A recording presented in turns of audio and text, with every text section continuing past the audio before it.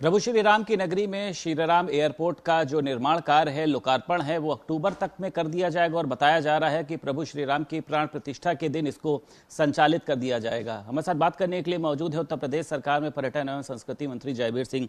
एक बड़ा अवसर देख रहे हैं सर इसमें, अब लग रहा है आपको कि जो कहा था भारतीय जनता पार्टी ने वो अब होने जा रहा है और तमाम लोग पहुंचेंगे एयरपोर्ट के लिए, वो चाहे विदेश की बात करी जाए चाहे यहाँ की बात करी जाए, लोगों को साधन भी मिलेगा।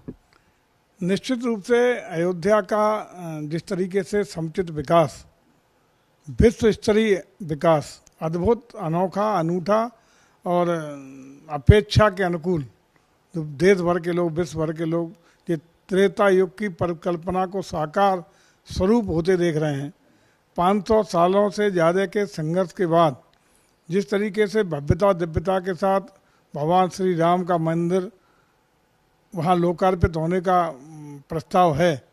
उसका पूरा देश और विश्व भर की निगाहें उस पर लगी हुई हैं और उसी का परिणाम है कि विश्व स्तर से पूरे देश और दुनिया के लोग आज भी मंदिर के निर्माणाधीन दौर में भी जो अस्थायी स्थान पर जहाँ मूर्तियाँ विराजमान हैं वहाँ मंदिरों, वहाँ दर्शनार्थ आ रहे हैं लोग, वहाँ आकर के अपने को धन्य मान रहे हैं। और ऐसे पुनीत स्थल पर सरकार, भारत सरकार और प्रदेश सरकार दोनों सतत रूप से मिलकर के प्रयास कर रही हैं कि सारी सुविधाएं, चाहे आवागमन की सुविधाएं हों, बाई एयर कनेक्टिविटी हो, रोड कनेक्टिविटी हो, क्रूज देने की हो, हेलीकॉप्टर सेवा देने की हो, परिक्रमा मार्ग को विकसित करने की हो, यात्री सुविधाओं की हो, परिक्रमा मार्ग पर यात्री सुविधाओं के लिए जो इंफ्रास्ट्रक्चर डेवलपमेंट की हो, सारी सुविधाएं उनके ठहरने, यात्रियों को ठहरने के लिए, श्रद्धालुओं के लिए प्रसाद से लेकर के सारी व्यवस्थाएं इस तरह की रहेंगी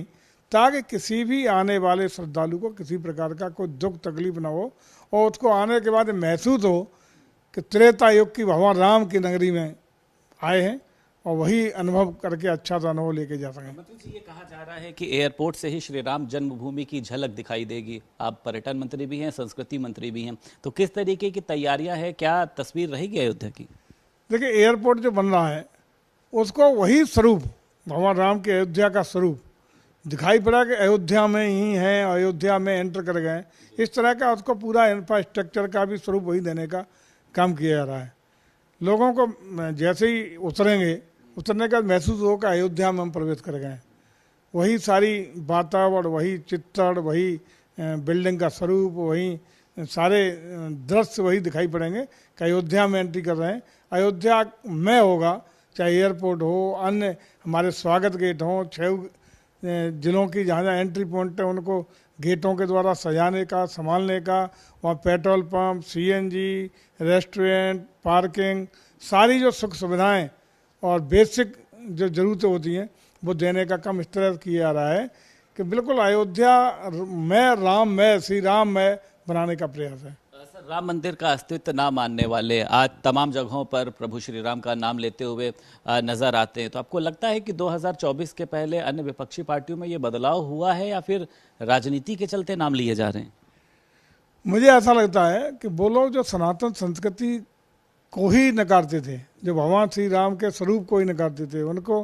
मान ही नहीं करते थे और इस तरह के लोग न्यायालय में भी जाकर के अपने शपथ पत्र प्रस्तुत कर चुके हैं। वो लोग यदि सनातन संस्कृति को मानने का काम कर रहे हैं, भगवान श्री राम के अस्तित्व को मानने का काम कर रहे हैं, भारत की सनातन संस्कृति को पुनः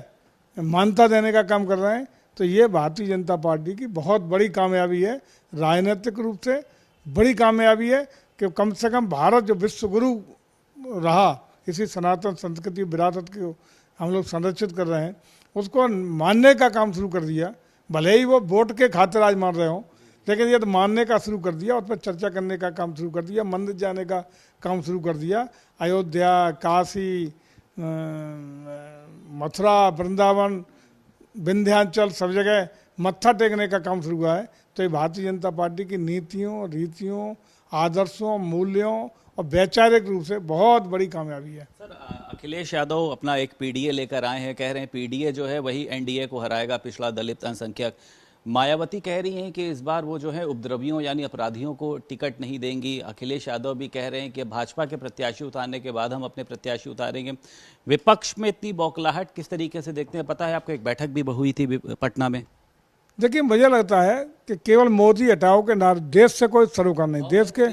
मोदी के खौफ में जी रहे हैं ये लोग, और अपनी अवैध संपत्तियों को, अवैध कमाई को, अवैध कारनामों को बचाने के लिए सब एकजुट होकर के केवल मोदी हटाओ नारे के और अभियान के तहत ये काम कर रहे हैं। लेकिन पूरे देश में, उत्तर प्रदेश में भारतीय जनता पार्टी का जन सरोकार, गठबंधन और जो भी कार्यक्रम है वो जनता से जुड़े हुए हैं, और जनता का गठबंधन मोदी जी के साथ है, भारतीय जनता पार्टी के साथ है। और निश्चित रूप से आने वाले 2024 के चुनाव में मोदी जी को देश के प्रधानमंत्री के रूप में प्रचंड बहुमत के साथ देश की जनता चुनने जा रही है। उत्तर प्रदेश सरकार में पर्यटन एवं संस्कृति मंत्री जयवीर सिंह हमारे साथ मौजूद थे। लखनऊ से वीडियो जर्नलिस्ट अरविंद के साथ संदीप खेर, भारत समाचार।